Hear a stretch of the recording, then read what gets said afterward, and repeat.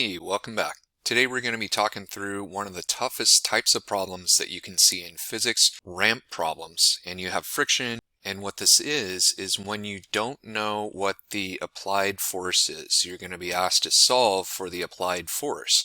So you have a diagram, maybe something like this that's given, and you're going to have to translate that, first of all, into a free body diagram. So let's go ahead and do that. The first force that we're going to draw is going to be this force applied right here. So that force applied is here, and hopefully it's clear that that angle will be the same as this angle with reference to the horizontal. So that's going to be 29.9 degrees here as well as 29.9 degrees here. All right, well, what else do we have? What's another force operating here? Well, gravity is always a safe option if no one has mentioned that in a physics class, just a heads up tip.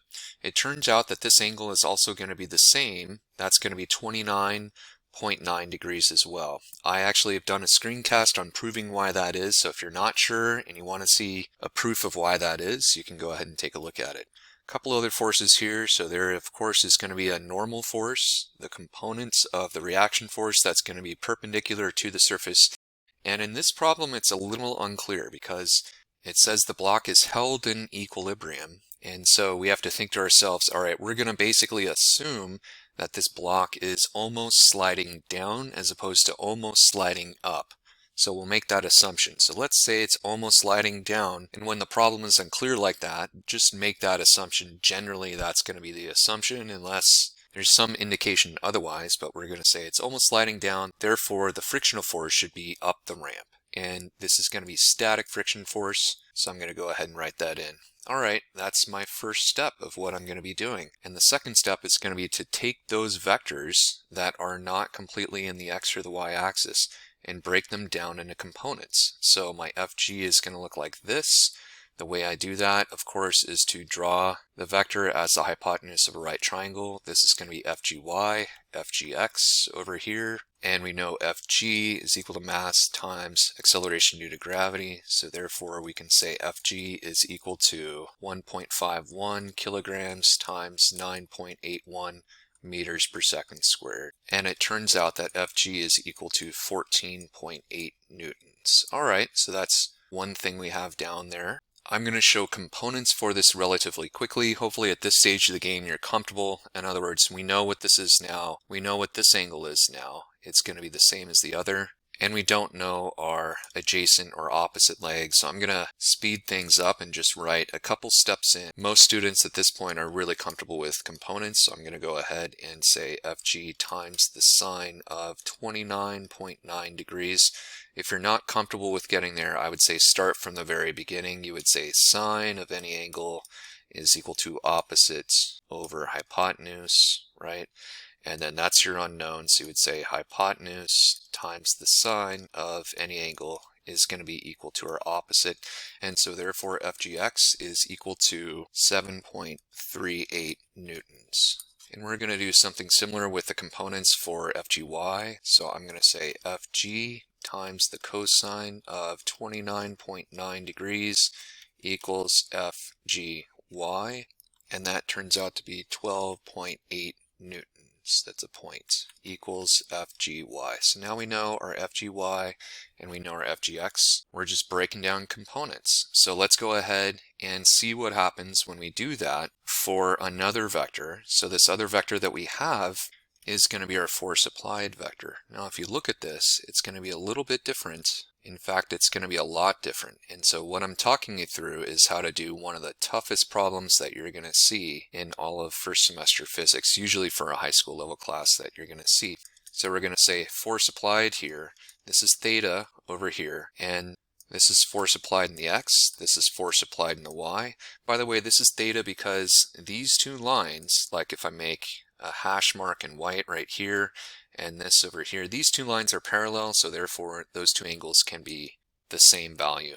All right, now when we get to this though, here is the problem. We're going to start finding that we just cannot solve for some of this stuff. Remember, our FA is unknown, so we do know this angle, but everything else is unknown. And for right triangles, if you can get 2 bits of information, you can solve for everything in that right triangle. But if we only have 1 bit, we're stuck. So the best we can do is we're going to write this out in terms of FA. So instead of having two different variables, we're going to try to have one different variable. What do you mean, you're asking? All right, let me show you. Real quick, we're going to do the same thing. We're going to say FA times the cosine of 29.9 degrees is going to be equal to FAX. And I'm going to box that for now, and then I'm going to say FA times the sine of 29.9 degrees is equal to FAY.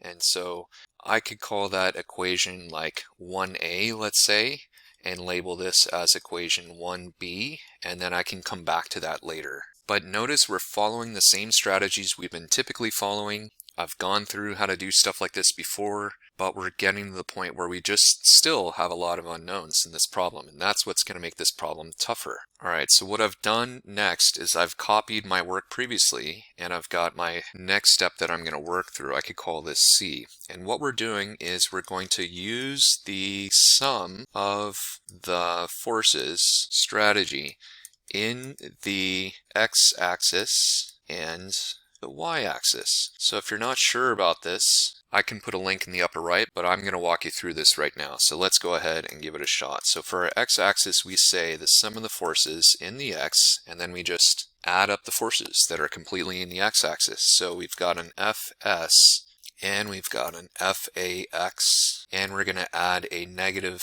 Fgx. So I am assuming to the right is positive, to the left is negative, up is positive, down is negative. And then the second line we're going to use is going to be the sum of the forces in the x is equal to mass times acceleration in the x. That's Newton's second law.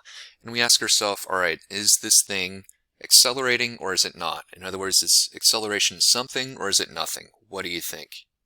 And in this case, the acceleration is going to be 0. It's nothing, effectively, meaning the object's not moving, and so it's not accelerating.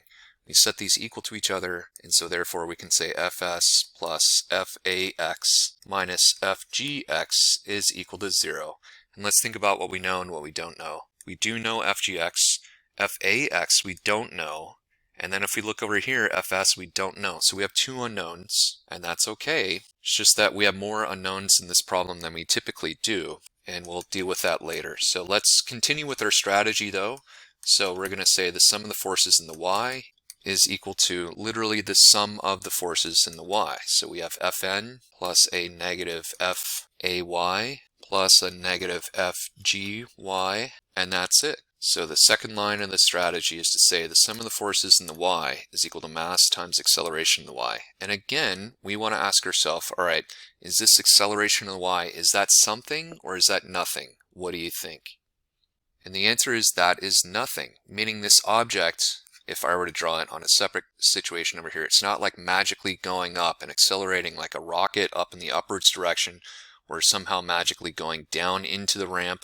And so its acceleration in the y is actually equal to 0 because it's not doing this and it's not doing this. So we say that is 0, we set these equal to each other, and we say Fn minus Fay minus Fgy is equal to 0. And then we ask ourselves, what do we know and what do we don't know? Well, our Fn is an unknown, and in this case our Fay is also unknown. And that's strange. We have gone through our x-axis work and our y-axis work, and we have two unknowns in both of those equations. Usually at this point we can solve for something, so we note that, but we're just going to continue with our strategy. And the next part of the strategy is to ask ourselves, all right, well, how do we bring this all together? How do we bring together our work in the x-axis and the y-axis? So what do you think here?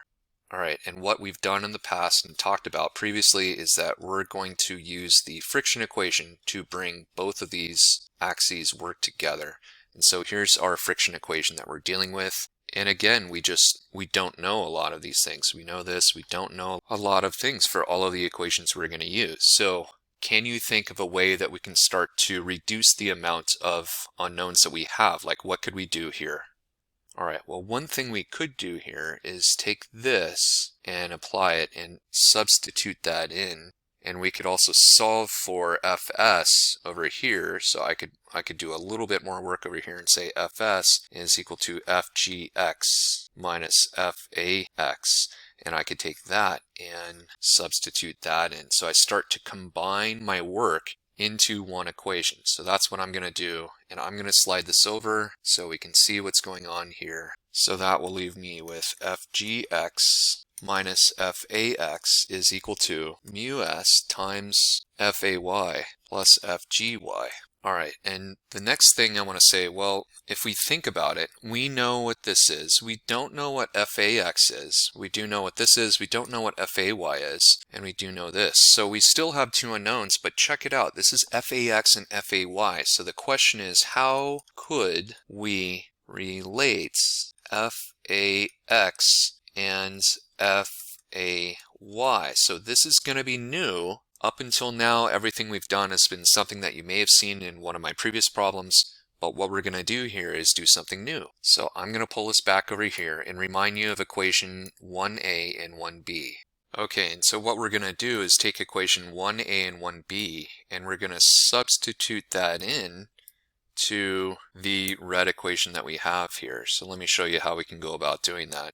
We know fay. If we do this, we're going to put fay in terms of fa, right? And fax, if we sub that in over here, we've now changed from having this variable in fax and fay as two variables. Now we've changed this to have one variable for the entire problem. So I'm going to say fgx minus fa times cosine of theta equals mu s times fa times the sine of theta plus fgy. Now I've subbed these in, but check it out. I've only got one unknown now, which makes life a lot easier. So now it's just some algebra, a little bit of ugly algebra I need to do to be able to solve for this. So I'm going to go ahead and write that out.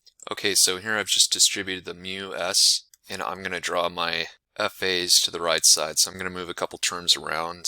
And so I'm just trying to draw my FA over here, and I will pull out my FA. So now I pulled out my FA and I'm ready to divide what's left over on both sides. And here I've isolated now for FA, and so I'm just going to drag this over and plug in my numbers.